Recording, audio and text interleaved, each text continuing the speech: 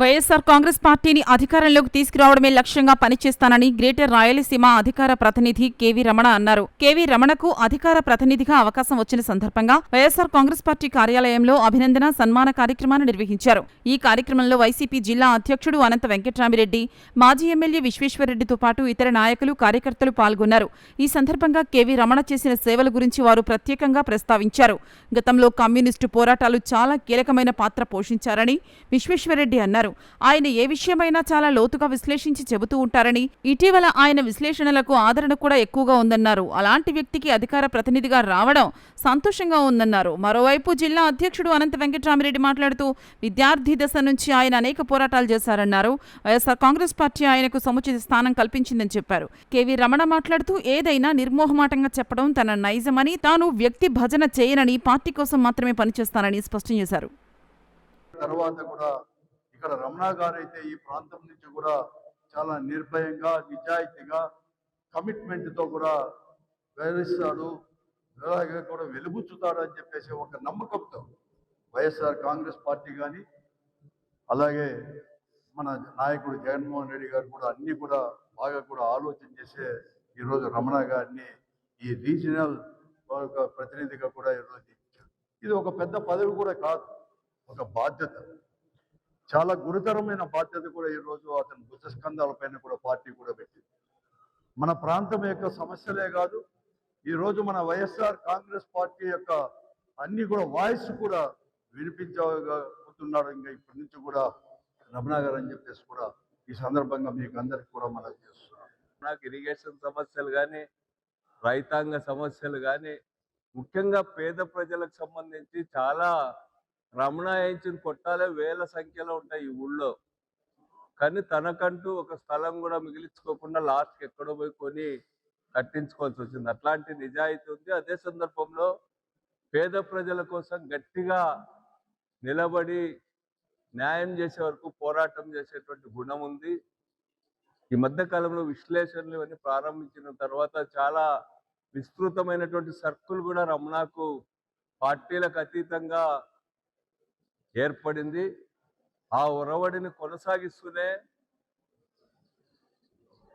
రాయలసీమ, అదే కాకుండా greater Rayalaseema spokes person అంటే వెనుకబడిన ప్రాంతాలతో పాటు ఇతర అనేక సమస్యల పైన స్పందించాల్సి ఉంటుంది. పదవి వచ్చినంత మాత్రాన ప్రచారం వస్తుందనో, పదవి వచ్చినంత మాత్రాన నాయకులు అయిపోతాం అనేటువంటి లేదు. అది మన పైన ఆధారపడి ఉంటుంది. కొంతమందికి ఎంత పెద్ద పదవి ఇచ్చినా కూడా దానికి వన్య తెచ్చే గుణం ఉండదు. కానీ రమణకు ఆ అనుభవము, ఆ లోతైనటువంటి పరిశీలన, లోతైన అవగాహన అన్నీ ఉన్నాయి కాబట్టి స్పోక్స్ పర్సన్గా బాగా షైన్ కాగలదని చెప్పి నేను భావిస్తా ఉన్నా. పార్టీకి చాలా దృఢంగా అండగా నిలబడగలనని చెప్పి కూడా నేను భావిస్తా ఉన్నా. ఇప్పుడు రాష్ట్రంలో ఉంది పేరుని నాని గారు మాట్లాడుతూ ఉంటే అందరం నోరు తెరుచుకొని వింటూ ఉంటాం. ఎందుకంటే ఆ విశ్లేషణ అంత బాగా ఉంటుంది. అంతేకాకుండా దాంట్లో అన్ని రసాలు కూడా కలబోసి వ్యంగ్యం ఉంటుంది, అదేవిధంగా సీరియస్నెస్ ఉంటుంది, లోతైనటువంటి అవగాహన ఉంటుంది.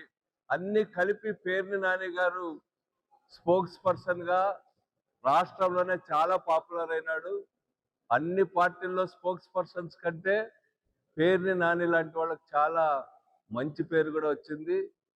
అవన్నీ కూడా లోతుగా స్టడీ చేసి రమణ కూడా ఆ పద్ధతుల్లో స్పోక్స్ పర్సన్గా బాగా గుర్తింపు తెచ్చుకోవాలని, అదేవిధంగా మన పార్టీ చేసినటువంటివి, మన పార్టీ పైన జరిగే దాడుల్ని సమర్థవంతంగా రాజీ లేకుండా ఎదుర్కోవాలని చెప్పి రమణ ఇంకా మరింత ముందుకు పోవాలని చెప్పి, అదేవిధంగా మత్స్య కార్మిక సంఘానికి సంబంధించినటువంటి పేద వర్గాల నుంచి కూడా రమణను ఎంపిక చేసినందుకు జగన్మోహన్ రెడ్డి గారికి ధన్యవాదాలు తెలియజేస్తూ, అనంత వెంకటరామిరెడ్డి నా సమక్షంలోనే సజ్జల రామకృష్ణారెడ్డి కానీ, తర్వాత మిథున్ రెడ్డి గారికి కానీ, అదేవిధంగా పెద్దిరెడ్డి, మా పెద్దలు పెద్దిరెడ్డి రామచంద్రరెడ్డి గారు కానీ చెప్పడం ఆయనకు కూడా నేను కృతజ్ఞతలు తెలియజేసుకుంటున్నా. అంతకంటే ముందు విశ్వేశ్వరరెడ్డి చాలా కాలం నుంచి కూడా చెప్తా ఉన్నాడు రాష్ట్ర పార్టీ నాయకులకు అందరికీ కూడా, రమణ చాలా సబ్జెక్ట్ ఉంది అతని దగ్గర, లోతైన అవగాహన కలిగిన వాడు కాబట్టి అతన్ని అధికార ప్రతినిధిగా నియమించడం అనేది చాలా కరెక్టు. కాబట్టి అతన్ని పెట్టాలా అని చెప్పి విశ్వేశ్వరరెడ్డి కూడా నా కోసం చాలా కృషి చేశారు. అతనికి కూడా నేను కృతజ్ఞత తెలియజేసుకుంటున్నా. అట్లనే ఈ జిల్లాలో ఉండేటువంటి ప్రతి ఒక్కరు కూడా, ఎవరు కూడా రమణ పేరంటే ఇంతకు మునుపు కూడా బెస్త కార్పొరేషన్ ఏర్పాటు చేసినప్పుడు కూడా నా పేరు ఏకగ్రీవంగా చెప్పారు. మొత్తం ఉండే ఎంపీలు కానీ ఎమ్మెల్యేలు కానీ బెస్త కార్పొరేషన్ చైర్మన్గా రమణ అర్హుడు అని చెప్పి ఎవరు కూడా వ్యతిరేకత చెప్పలే. ఇది అప్పుడు ఉండేటువంటి మోపిదేవి వెంకటరమణ ఎవరికో మాట ఇచ్చిన అనేటువంటి పేరు మీదుగా అది మనకు రాకుండా పోయింది ఈ జిల్లాకు. కానీ లేకుండా పోయింటే మన జిల్లాలో ఉండేటువంటి అందరూ కూడా ముక్త కంఠంతో ఆ రోజు హైదరాబాద్లో జరిగినటువంటి సమావేశంలో కూడా తీర్మానం చేసినారు.